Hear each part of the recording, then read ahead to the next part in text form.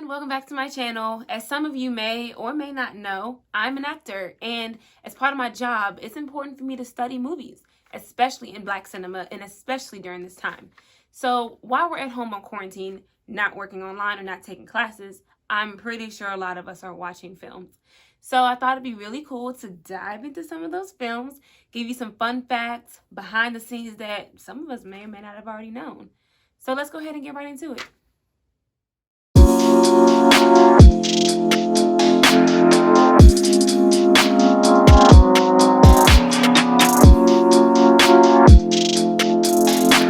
Alright, I got my handy dandy little notebook. It's not a notebook, it's a piece of paper, but y'all get it. So let's start with Men in Black. So this is really interesting to me, and this has to do with the first Men in Black movie. So we all know Michael Jackson had his little cameo in there for a few seconds in one little scene. Apparently, he told the directors that he wanted to replace Will Smith on the second movie, and that he would actually do it for free, just so that they would kick him out of being in Men in Black. Ain't that crazy? Jumping to the third Men in Black, they actually began shooting it without the script being done. Why, you ask? Because Alec Baldwin was supposed to be in the film, but he decided to drop out. So they had to rewrite a whole bunch of the script for them so that they can make the movie actually be a thing. On to Black Panther. Chadwick Boseman actually got that role without auditioning. What? Can I get that, please? You know, Marvel. Once you get in Marvel, honey, you was straight, okay? Yeah, so he got that role without even auditioning. Apparently, Marvel wanted to pin the Black Panther as being like Marvel's version of James Bond.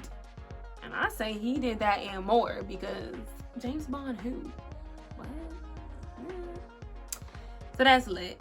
Shout out to you, Chad. Call me if you get more roles that, you know, just get offered without auditioning, because I want to be next. On to Girls Trip. Apparently, Iyanla Vanzant, she was in the movie, but technically wasn't in the movie. She wasn't at the festival that she apparently spoke at. So she had suffered from a ruptured colon in 2016, and because of that, she couldn't film. So they recreated the scene to make it look like she was in the VIP lounge. That's wild. Let me tell you something. Hollywood just makes anything look like anything. You can be sitting in a crazy old studio and boom, there you are. That's lit. She wasn't even there. She wasn't even in the state that the movie was freaking recorded at. She was in that jump. You would never know. Okay, this film is a little older one, but I thought it would be cool just to like touch on this because I thought the little fact was kind of funny. So on ebony.com where I found this fact, they say that the producers must have like looked into Will Smith's like Rolodex or something like that, because the three main female leads have all been Will Smith's love interests before in other projects that he's done, which included Vanessa Williams, Vivica Fox, and Nia Long. So I don't know, I thought that was kind of cute and funny, and I like when little Easter egg type stuff like that happens. I don't know, it's kind of cool.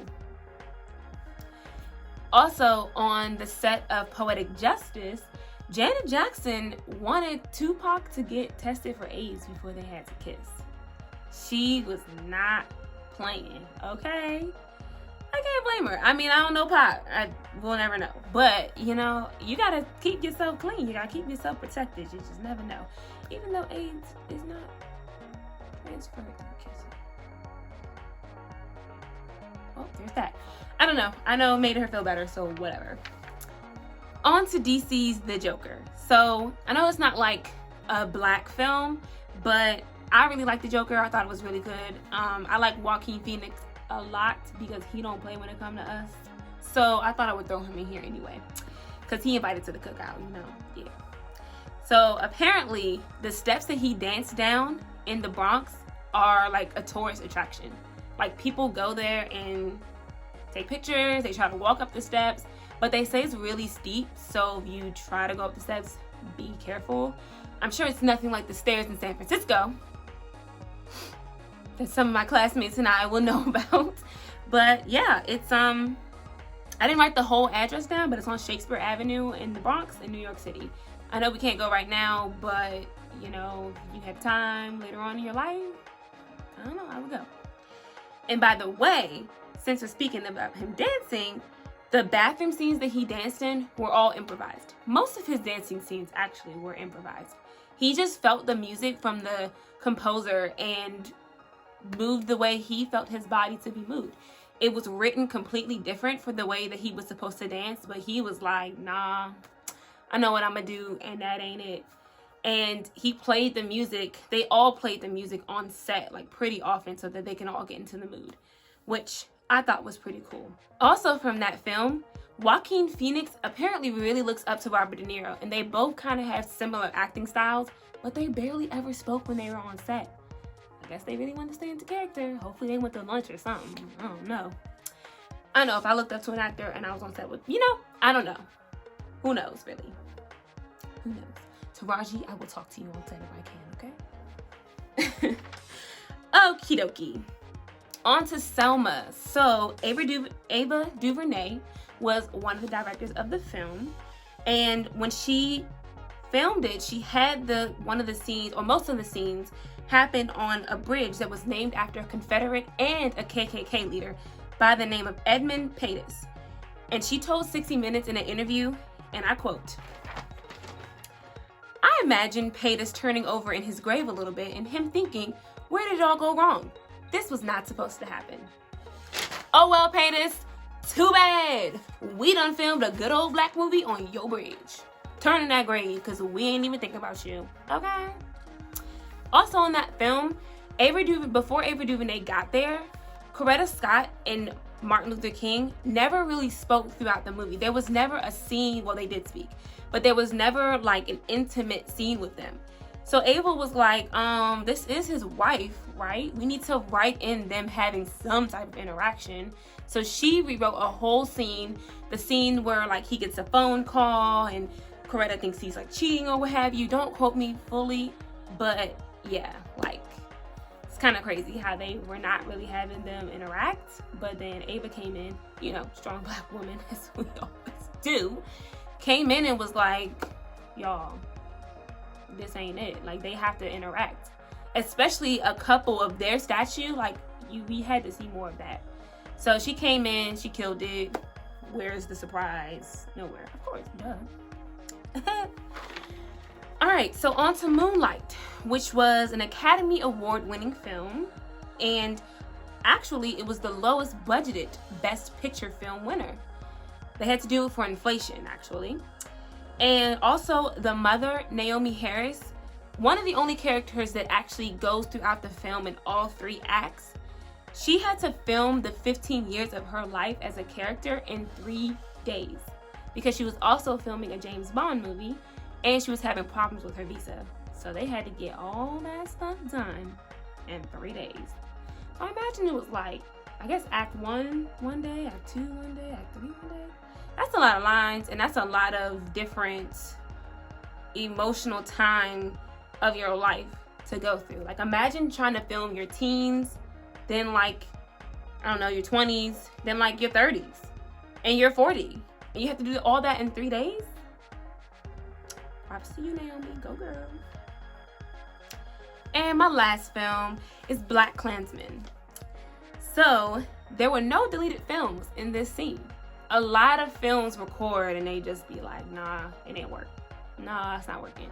There are no deleted scenes from this film whatsoever.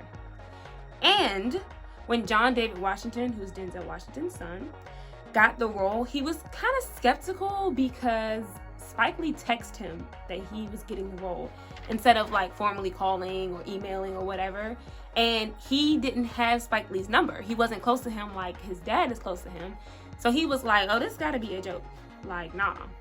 But he ended up like calling him and telling him, no, dude, you really did get the role. Like, congratulations, let's get it done.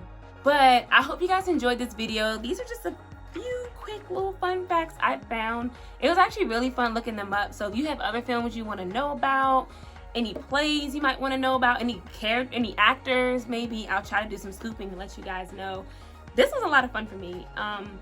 This is my life. Acting is what I do for a living, sort of, kind of. And I really enjoyed this, and especially during this time of quarantine, it's really important that you guys are getting into things that are enjoyable to you, that are fun, whether it's with family or films or music. And especially right now, a lot of people are turning to the arts because what else do you have to do?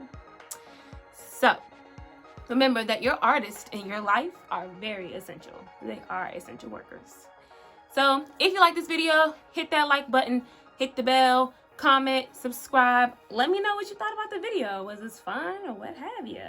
I hope y'all liked my little red carpet. You know, I tried to really put myself in the set, in the mood. Because one day I'll be walking carpets this color. Okay? Manifest it. Speak it into existence.